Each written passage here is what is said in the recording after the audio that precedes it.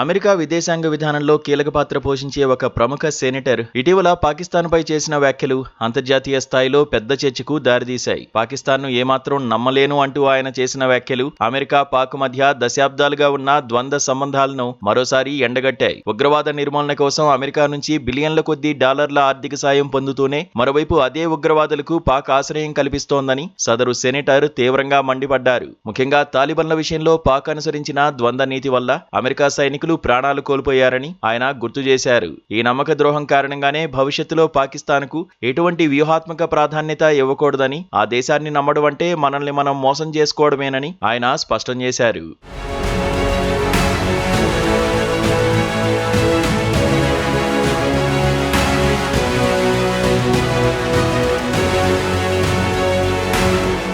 పాకిస్తాన్ అనుసరిస్తున్న ఈ double game వెనుక ఉన్న అసలు కారణాలను వివరిస్తూ సెనేటర్ ఒక వివరణాత్మక నివేదికను కూడా ప్రస్తావించారు. ఆఫ్ఘనిస్తాన్లో ప్రజాస్వామ్యం కూలిపోవడానికి, తాలిబన్లు తిరిగి అధికారాన్ని చేజిక్కించుకోవడానికి పాక్ గూఢచారి సంస్థ ISI అందించిన వెన్నుదన్నే ప్రధాన కారణమని అమెరికా గట్టిగా నమ్ముతోంది. హక్కానీ నెట్వర్క్ వంటి ప్రమాదకరమైన ఉగ్రవాద సంస్థలను పాక్ తన వ్యూహాత్మక ఆస్తులుగా పరిగణించడం అమెరికాకు ఆగ్రహం కలిగిస్తోంది. అంతర్జాతీయ వేదికలపై శాంతి మంత్రం జపిస్తూ లోపల మాత్రం భారత్, అమెరికా ప్రయోజనాలను దెబ్బతీసేలా ఉగ్రవాదులను పెంచి పోషించడం పాక్కు అలవాటుగా మారిందని సెనేటర్ విశ్లేషించారు. ఉగ్రవాద ఆర్థిక సహాయాన్ని పర్యవేక్షించే FATF నిబంధనలను పాక్ నామమాత్రంగానే పాటిస్తోందని, క్షేత్రస్థాయిలో మార్పు సున్నా అని ఆయన విమర్శించారు.